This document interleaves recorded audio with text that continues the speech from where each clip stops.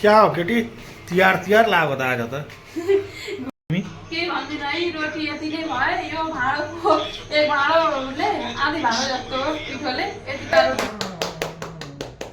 देख्नुभयो। Good morning everyone, स्वागत छ तपाईँलाई मेरो फेरि अर्को नयाँ भिडियोमा। आज चाहिँ एकदम अल्छी लागिरहेछ गाइस, भिडियो पनि बनाउन मन लागेको छैन, टाउको पनि दुःखी भइरहेछ जस्तो भइरहेछ।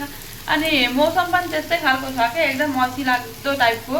अनि अब अल्छी लागेर के गर्नु, काम त गर्नै पर्यो होइन, खानापिना बनाउनै पर्यो, नपकाए त खानै पाइँदैन। अनि त्यही भएर मेरो चाहिँ पाक्दै छ तिते करेला भाजी यता। अनि तर यहाँ चाहिँ मैले दाल। हेलो गाइज, मैले चाहिँ आज तलताल लागेर के बनाऊ भयो। तलताल लागेको होइन, आज बनाइहेर्नु पर्यो भने त यो हो मैदा। अनि तर मैदा सुजी आटो ती तीन थोक मिसाएर मैले चाहिँ घुमाका रोटी बनाउनु आँटेको के कस्तो हुँदो रहेछ म जान्दिनँ। के यो मैदा भिजाउने काम चाहिँ मैले दिउँसो भात पकाउँदै भिजाइदिनु पर्यो भनेर मैले मैदा सुजी अनि आटो तीन थोक तातो पानी हालेर दाउन साउन हालेर भिजाएर राखिदिएको थिएँ र मैले चाहिँ बेलुका बनाएको थिएँ। तपाईँहरूले पनि ट्राई गर्नुभएको थियो र कस्तो भएको थियो कमेन्ट गरेर अवश्य भन्नु होला, मलाई एकदम जान्न मन लागिरहेछ। मैले चाहिँ यो फर्स्ट टाइम ट्राई गरेको गाइस। खाना साना रेडी भएर हामी चाहिँ खाना बसेका है।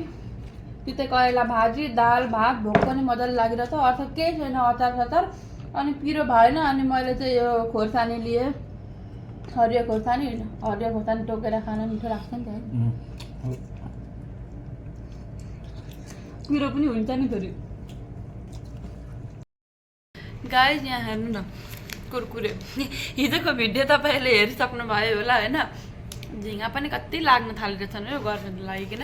हिजोको भिडियो तपाईँहरूले हेरिसक्नु भयो होला कि कुरकुरे खाएको, मलाई धेरै खाएको भन्नुभयो। आज हुनुहुन्न, म भिडियो बनाउन आएको थिएँ। त्यो हिजोकै प्याकेट हो गाइस, म हिजो त्यत्रो कुरकुरे खाइसकिनँ, मैले राखेको थिएँ अनि आज खाना लागेको थिएँ। यहाँ मलाई तपाईँहरू गलत नसोच्नुहोस् गाइस, गलत नसोच्नुहोस्। क्या हो केटी तिहार तिहार लाग्यो त आज त घुमाएको रोटी खाना भनेर गरेको रोटी यता भयो गाइस, मैदाका रोटी। यो पहिले पानी हालेको हो नि त, त्यही भएर अलिक डराइ हालेँ कि अब हालौँ न सक्छु ग्यासमा।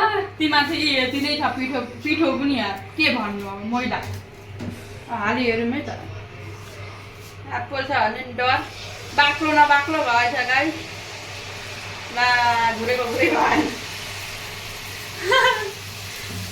फुल्न चाहिँ फुलिरहेछ नि त, कस्तो राम्रो भएर फुलिरहेछ, तर जोइन भएन। जोइन किन नभएको, बाक्लो भयो यो त चन्द्र जस्तो भयो त हौ, घुमाएको रोटी भन्छ यसलाई।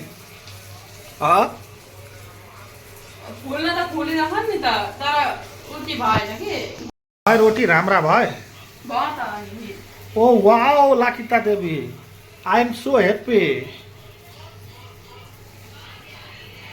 भएन, अनि यो अलिकति बाक्लो भएको रहेछ कि, तर यहाँ जोडिएन अलिकति त, तर अलिकति बाक्लो भएको रहेछ। यो बस्ती पाकेर पारेपछि त भयो।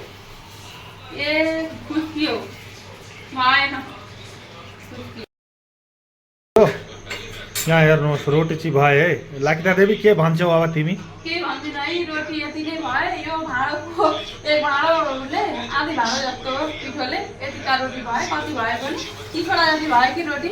माथि पटापट भाँडा चाहिँ मरिहाल्नु पर्यो भने भाँडा चाहिँ पाएर खानु राम्रो लाग्दैन। अनि त्यहाँबाट पटापट गएर मरमल पाएर अनि खाने हो गाइस। अहिले खाएको देखाउँछु पछि। लु गाइस, हामी चाहिँ खाना बसेका। आलुको सब्जी यहाँ हेर्नु, आलुको झोल बनाइरहेको थिएँ, आलु बोइल गरेर। अनि रोटी यति नै भयो। तपाईँ थालैमा लिएर बसेका छौँ, अब दुईजना मान्छे त हो भनेर, रह्यो भने यतिकै रहन्छ भनेर। अनि यता हेर्नुहोस् न, हामीको चाहिँ सधैँको खुवाइ यस्तै हुन्छ के, जहिले पनि खाना बस्छु अनि उसको मोबाइलमा यहाँ सधैँ यसरी आइपिएल सधैँ चालु भइरहेको हुन्छ, बोल्नु पनि छैन केही छैन, यत्तिकै उतै मात्रै हेरै गर्नुहुन्छ। यतिकै खाइन्छ अनि रिसाउँदा ठिका हुन्छ के गाइस। राम्रो कुरो गर्दैछ होइन गाइस, होइन डाँटकी, केही डाँटकी होइन गाइस, सधैँ यस्तो हुन्छ। यसरी आइपिएल चलाइदिनुहुन्छ, मतलब मोबाइल जतिखेरै मोबाइल के, खाना बसेपछि मोबाइल चालु गरिदिनुहुन्छ अनि राम्रो लाग्दैन खाएर पनि। बोल्दै दुईजना बुढाबुढी खाँदा है राम्रो लाग्छ, छैन हो कि होइन गाइस, कमेन्ट गरेर देख्नुभयो। यो छैन, गइसक्यो, ती पसिसकिरहेको त्यस्तो छ कारबार। हुन्छ गाइस, आजलाई मेरो भिडियो यतिमै सकिदिन्छु। के कस्तो लाग्छ कमेन्ट गरेर चाहिँ भनिदिनु होला। ल बाई बाई।